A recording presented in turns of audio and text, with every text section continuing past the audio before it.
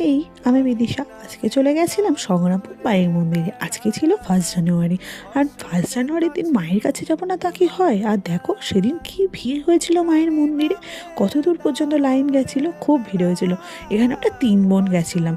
তো 3 বোন গেলেই লাইনে দাঁড়াতে দাঁড়াতে আমাদের প্রায় যেতে যেতে 1টা বেজে গেছিলো। আর লাইন শেষ করে বাড়ি দিয়ে পুজো দিয়ে আসতে আসতে প্রায় 4, 4:30 বেজে গেছিলো। তো এখানে দেখো শেষ মাথা অবধি পুরো লাইন, যেহেতু 1 জানুয়ারি।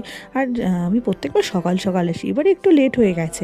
তো দেখো পুজো দেওয়ার আগে মায়ের মুখটা দেখো কি সুন্দর লাগছে, পুরো প্রাণ জুড়িয়ে যায় মায়ের মুখ দেখলে।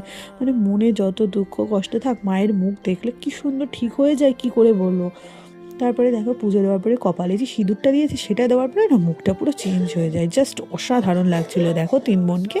তারপরে চলে গেছিলাম টাকিতে, সেখানে গিয়ে একটু রিলস বানিয়ে নিলাম। তারপরে সেখান থেকে একটু খেয়ে নিলাম চাউমিন। আমরা কিন্তু 4জনই গেছিলাম টাকিতে ঘুরতে, যেহেতু রাতে কী করবো বাড়ি বসে, তো চলো ঘুরে আসি টাকি থেকে।